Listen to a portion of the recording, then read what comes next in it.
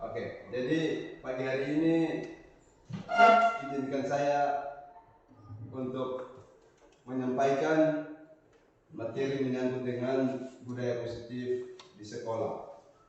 Pada kesempatan kali ini saya akan melakukan aksi nyata diseminasi modul 1.4 menyangkut dengan budaya positif. Perkenalkan, sebelum itu saya akan memperkenalkan diri dulu ya. Ini profil diri saya. Calon guru penggerak angkatan 10 SMP Negeri Satap Nedaraga. Sebelum kita mulai, saya minta kita lemparkan senyuman yang manis dulu selama 30 detik. Supaya rasa hati ini gembira, semuanya lempar senyum buat saya. Nah, terima kasih untuk respon yang baik dari teman-teman. Seorang guru yang baik harus memiliki kemampuan dalam mewujudkan budaya positif di sekolah. Budaya positif tersebut dapat dijalankan dengan menerapkan konsep-konsep inti seperti disiplin positif, motivasi perilaku siswa, keyakinan sekolah atau keyakinan kelas, kebutuhan dasar manusia, posisi kontrol, segitiga restitusi. Yang pertama,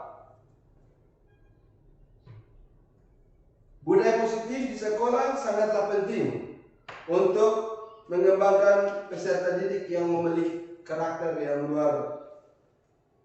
memiliki karakter kuat dan berakhlak sesuai profil pelajar Pancasila. Sebelum itu saya ingin tanya ke teman-teman, apa itu disiplin positif? Menurut teman-teman, disiplin positif itu apa? Mungkin ada yang bisa bantu menjawab. Disiplin positif, Ibu Medri. Berperilaku yang baik. Ya, berperilaku yang baik. Salah satu ya. Terus apa lagi?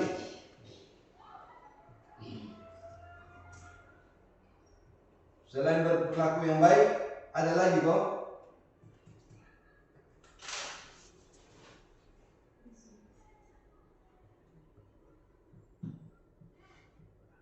Masih ada? Jadi berperilaku yang baik. Kalau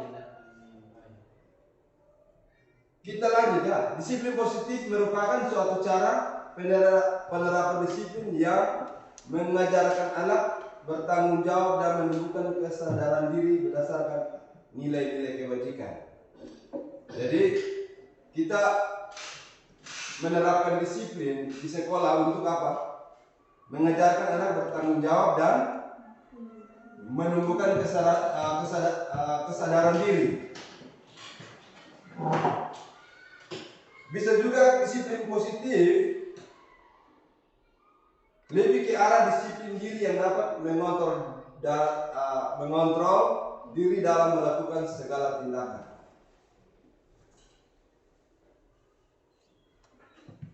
Disiplin positif juga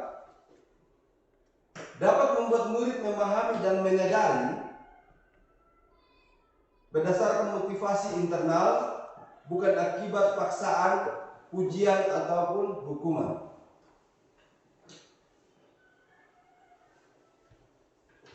Di slide ini ada 6 karakter dalam profil pelajar Pancasila. Yang pertama itu adalah beriman bertakwa kepada Tuhan Yang Maha Esa dan berakhlak mulia. Yang kedua adalah mandiri. Ketiga, berkebinekaan global. Yang keempat adalah bergotong royong. Yang kelima adalah kreatif. Terus yang keenam adalah bernalar kritis. Kita masuk pada materi yang kedua adalah motivasi perilaku manusia.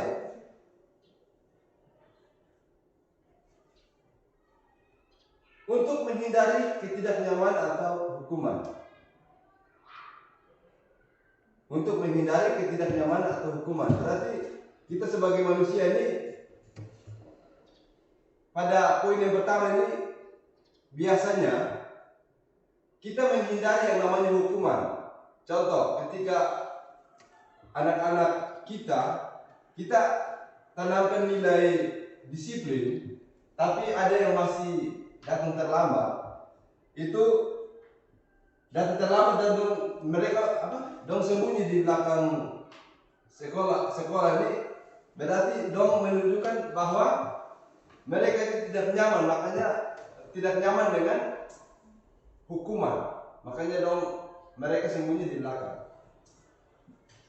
Terus yang kedua, untuk mendapatkan imbalan atau penghargaan dari orang lain. Ini salah satu motivasi perilaku manusia. Kadang kita mengerjakan sesuatu meminta sebuah penghargaan dari orang lain. Yang ketiga, untuk menjadi orang yang mereka inginkan dan menghargai diri sendiri dengan nilai-nilai yang mereka percaya.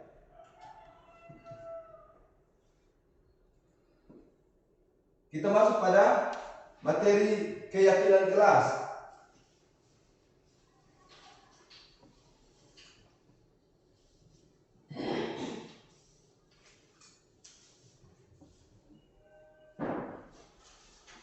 Jadi keyakinan kelas atau perilaku yang setiap tindakan atau perilaku yang kita lakukan di dalam kelas dapat menentukan terciptanya sebuah lingkungan positif. Perilaku warga sekolah tersebut menjadi sebuah kebiasaan yang akhirnya membentuk sebuah budaya positif.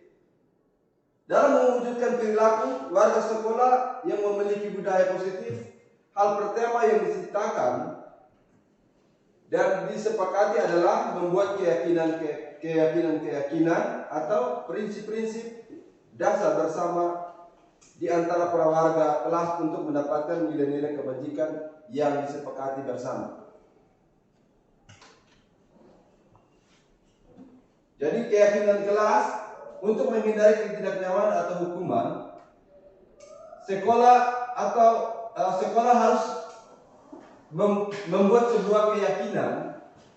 Ketika kita mengajar dalam kelas, kita harus membuat satu kesepakatan atau keyakinan kelas agar anak-anak dapat mematuhi setiap keyakinan yang mereka buat sendiri. Dan ketika dia melanggar apa yang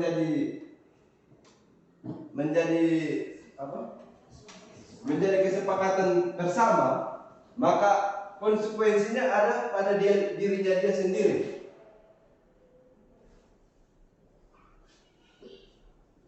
Ini contoh pembuatan keyakinan kelas.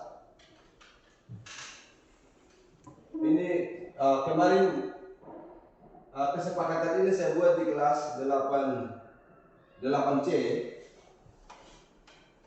Ini menyangkut setiap anggota kelas perlu belajar.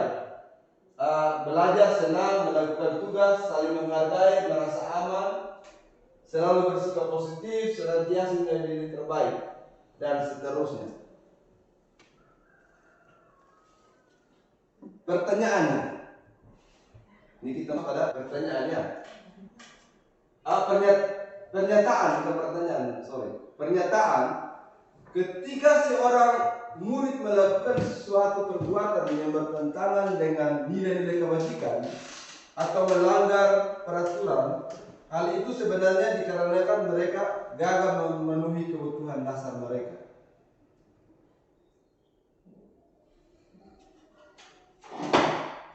Kebutuhan dasar manusia yang pertama, bertahan hidup.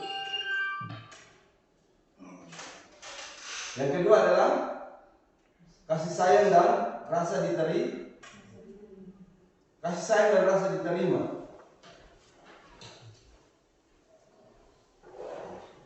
Yang ketiga adalah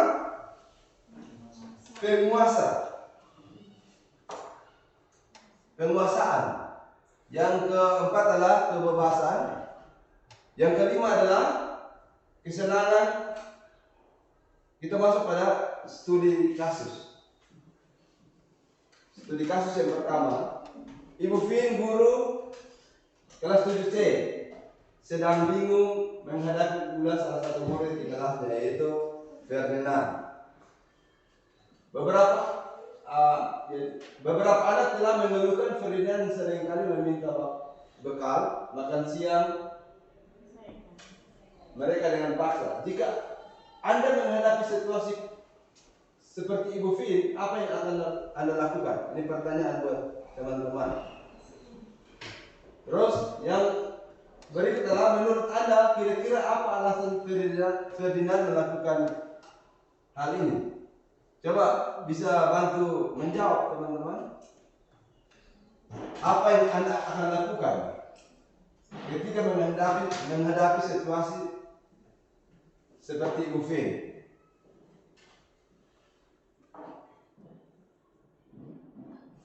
Ini kita berbicara menyangkut dengan kebutuhan dasar, kebutuhan hidup, kebutuhan hidup manusia.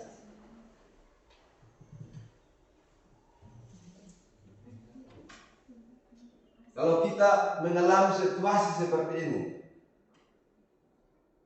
mendapatkan situasi seperti yang dialami oleh Ibu Vin, kira-kira apa yang harus kita buat? Masih April? Yang pertama, apa yang akan Anda lakukan? Apa yang Anda akan lakukan? Yang kedua itu, kira-kira apa alasan Ferdinand melakukan hal itu? Oke, yang pertama, kunjungan rumah untuk menemui orang tuanya, kasih tahu bahwa Ferdinand melakukan hal-hal yang tidak baik di sekolah, agar orang tua bisa memberikan bekal atau perhatian kepada Ferdinand. Lalu yang kedua, menurut Anda kira-kira apa alasan Ferdinand melakukan hal itu? Karena yang pertama, dia ingin bertahan hidup. Bertahan hidup, ya. Bertahan hidup. Salah satu alasan kenapa dia lakukan itu adalah Untuk bertahan untuk hidup. bertahan hidup. Oke, kita kembali kepada lima kebutuhan dasar manusia. Yang pertama adalah bertahan hidup, kasih sayang dan rasa diterima, penguasaan, kebebasan dan kesenangan. Jadi tadi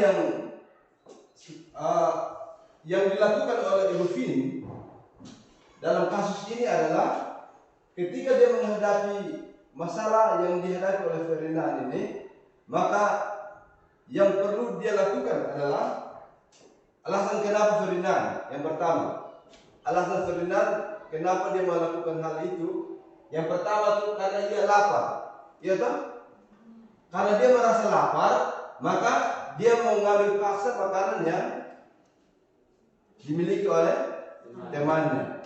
Itu, atau dia tidak membawa bekal makan siang, maka kebutuhan dasar yang sedang berusaha dipenuhi oleh Ferdinand adalah kebutuhan untuk bertahan hidup atau survival. Terus alasan Ferdinand yang kedua,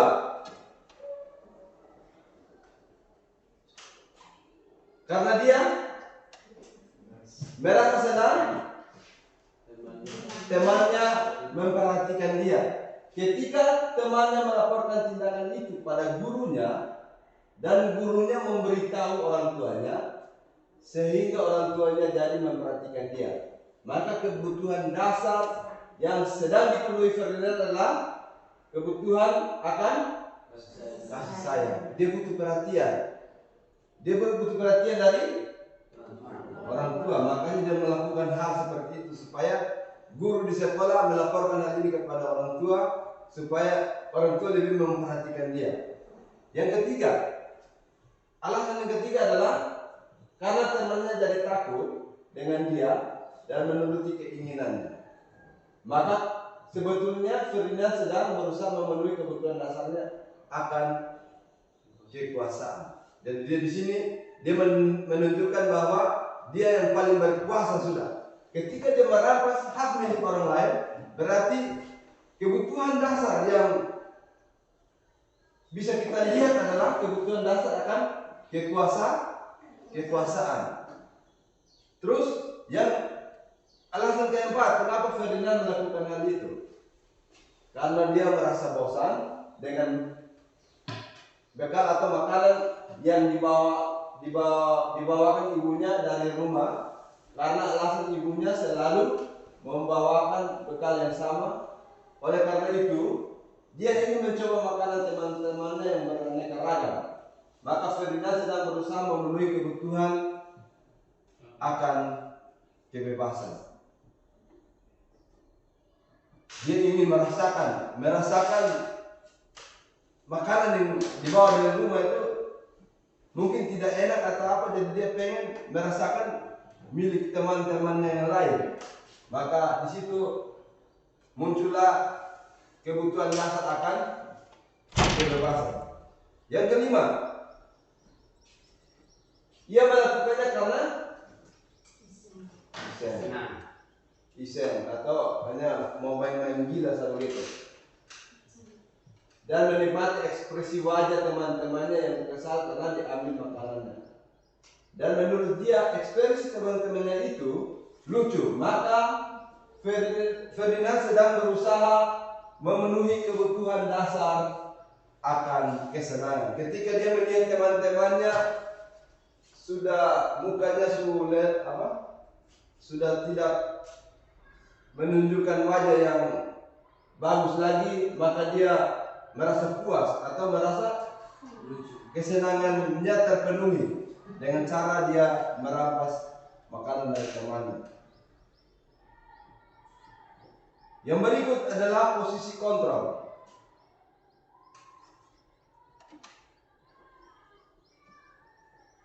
Lima posisi kontrol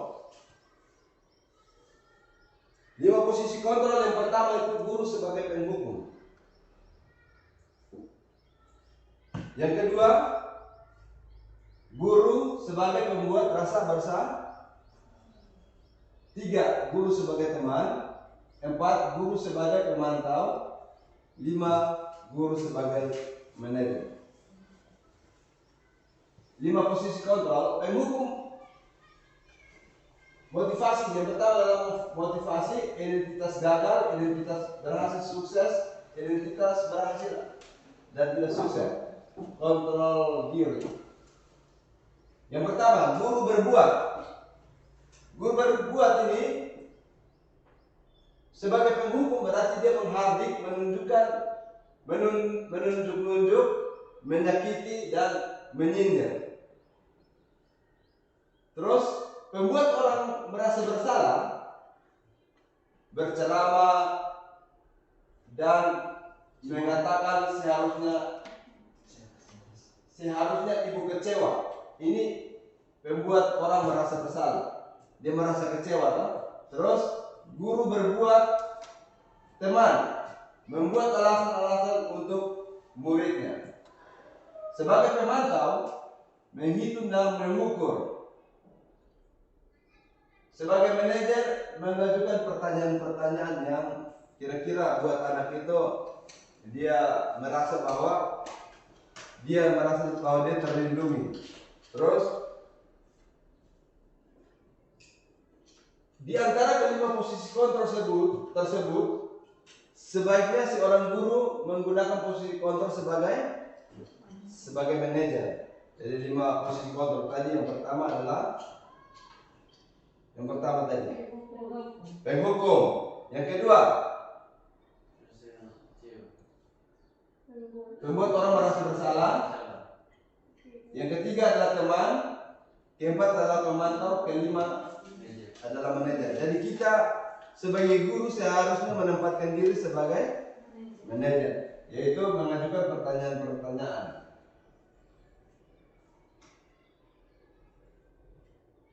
sebagai manajer, guru dapat membuat sesuatu bersama murid, mempersilahkan murid bertanggung jawab dan mendukung murid agar dapat menemukan solusi.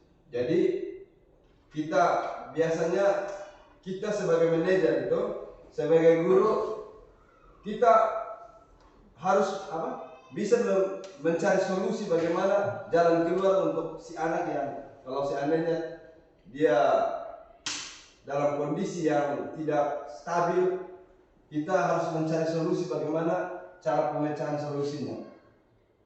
Terus sebagai manajer, guru dapat membuat sesuatu bersama murid, mempersilahkan murid bertanggung jawab dan mendukung murid agar dapat menemukan solusi. Yang berikut adalah segitiga restitusi. Ada yang tahu segitiga restitusi itu? Segitiga restitusi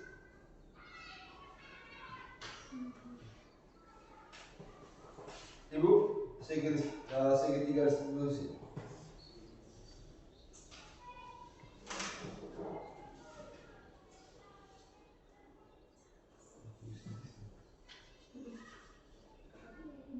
Oke. Tahapan segitiga restitusi itu ada 3. Ada 3 tahapan. Yang pertama adalah menstabilkan identitas. Yang kedua, validasi tindakan yang salah. Yang ketiga adalah menanyakan keyakinan. Kita lihat di segitiga ini, di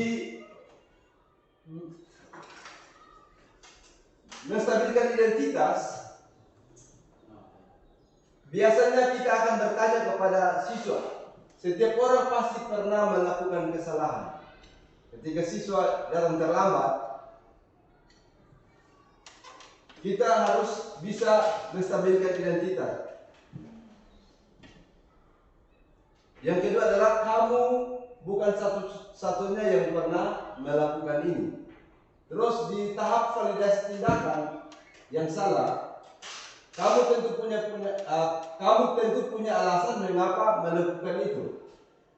Adakah cara yang lebih efektif untuk mendapatkan apa yang kamu butuhkan?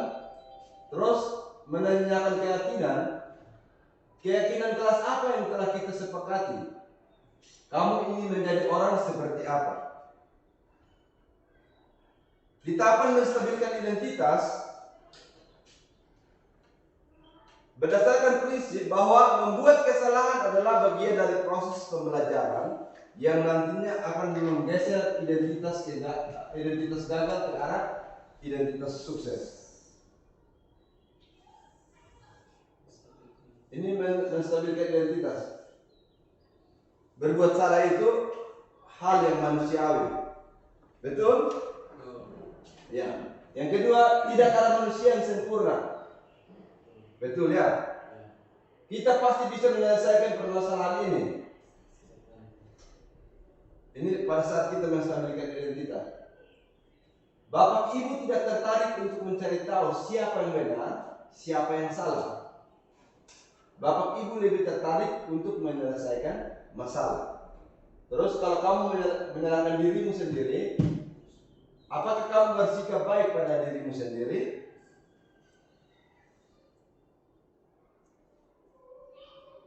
Menstabilkan tindakan yang salah.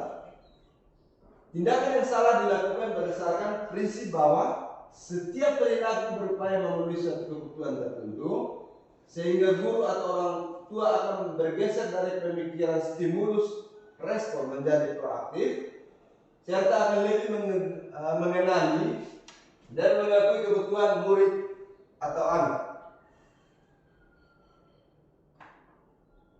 Menanyakan keyakinan dilakukan dengan memberi pertanyaan-pertanyaan bermakna kepada murid atau anak untuk memunculkan motivasi secara intrinsik sehingga mampu mengaitkan keyakinannya dengan tindakan yang salah.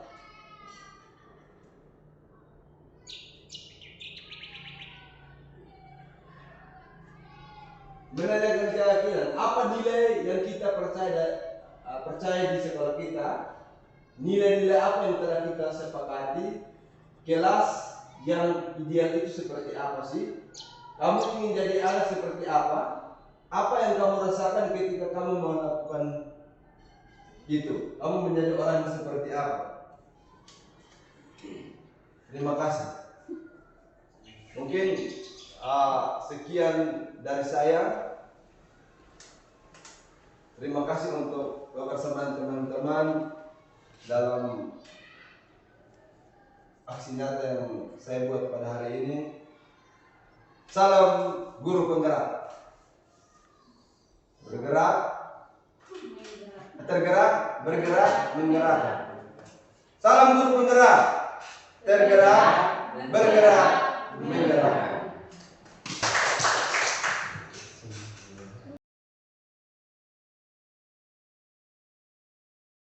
Selamat pagi.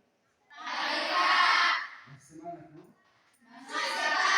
Oke, baik. Sebelum kita masuk pada materi pembelajaran, kita akan membuat sebuah kesepakatan kelas. Tapi sebelum kita masuk pada kesepakatan kelas, Pak akan membagikan stick note untuk membuat sebuah kelas impian. Jadi kelas impian ini yang kalian inginkan dari kelas impian ini apa? Sudah paham dong? Jadi sebelum itu Pak akan bagi stick note. Stick note ini kalian akan menuliskan kelas impian apa yang kalian inginkan. Harapkan ke depannya seperti apa. Bisa? Bisa. Oke, Pak akan bagi.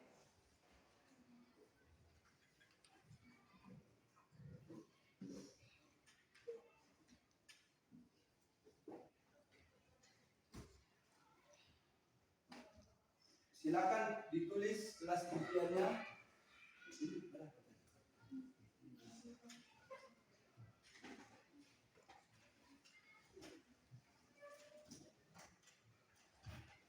Silakan ditulis ya.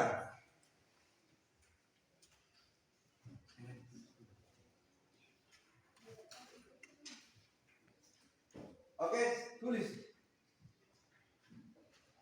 Pak berikan waktu 1 menit untuk menulis impian kalian ke depannya seperti apa. Oke, sudah habis menulis? Sudah. Kalau sudah, sekarang mari kita tempelkan hasil dari apa yang kalian tulis di papan yang ada di depan. Silakan maju ditempelkan. Nona, silakan di kelas impiannya. Ayo. Satu-satu, jangan buat tabraknya.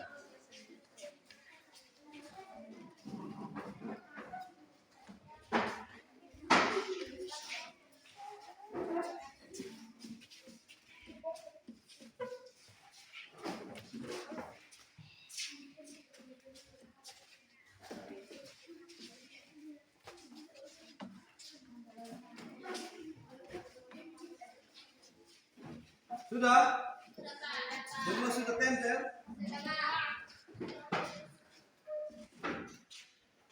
Oke, kembali ke tempat duduk ya.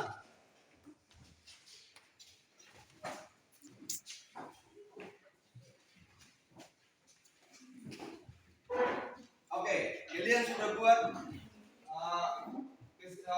kelas impian. Sekarang Pak minta satu orang atau beberapa orang untuk maju untuk membacakan apa yang kalian sudah tulis. Inggris silakan.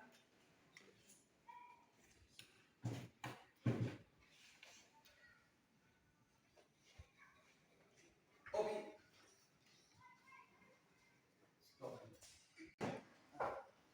Jadi salah satu kelas impian yang kalian tulis adalah menghargai pendapat.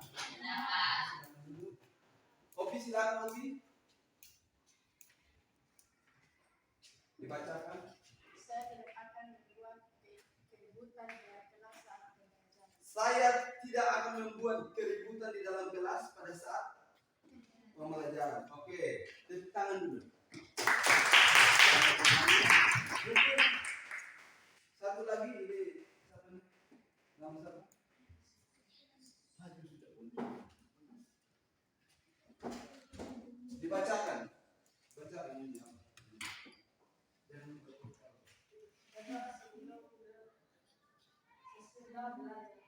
Berdoa sebelum dan sesudah belajar. Kembali. Tepuk tangan dulu. Satu lagi, Nona Shirley. Silakan Shirley.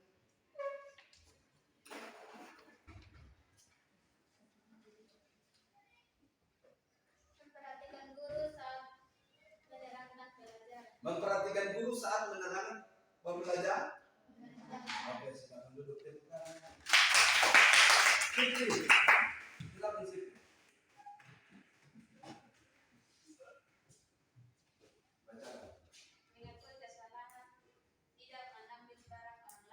Mengakui kesalahan tidak mengambil barang orang lain. Mengakui kesalahan dan tidak mengambil barang orang lain. Oke, baik. Jadi dari hasil yang telah kalian tulis ini, kita akan mengambil kesimpulan untuk membuat sebuah kesepakatan kelas bersama. Oke? Sekarang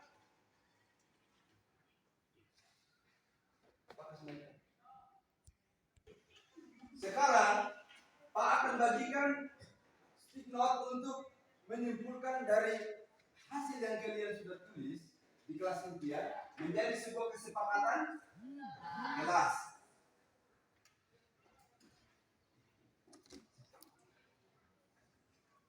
Ini stick note-nya silakan kalian tulis kesimpulan dari apa yang kalian sudah tulis di depannya.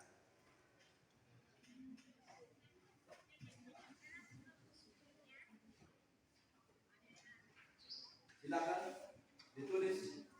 Pak kasih waktu tetap sama 1 menit. Silakan ditulis dari sekarang. Ya. Oke, baik. Semuanya sudah? Sudah. Kalau sudah, sekarang kita akan menempelkan kesepakatan kelas atau keyakinan kelas yang kalian sudah tulis di papan tulis di depan. Silakan ditempelkan.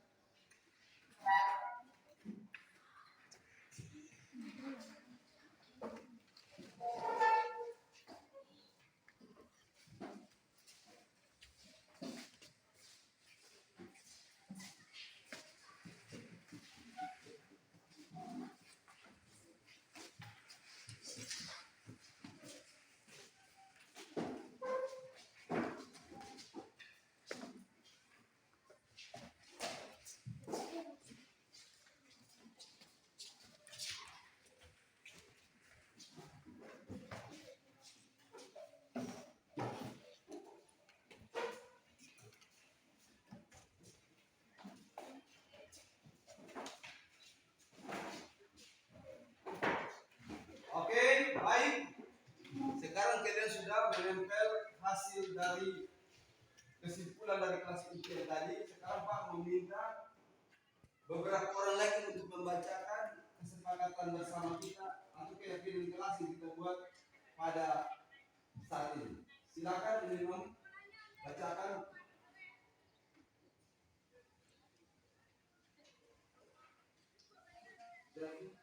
Menjaga kebersihan kelas dan ketertiban kelas. Menjaga kebersihan kelas dan ketertiban. Itu salah satu poin yang ada di kesepakatan kelas ini. Kembali lagi. Sevi.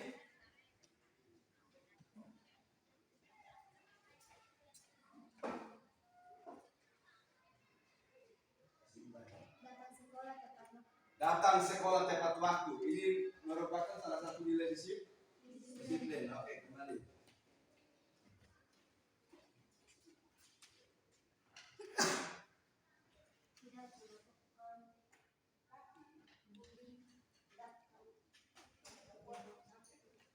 Oke, kembali. Tidak melakukan bullying. Mana?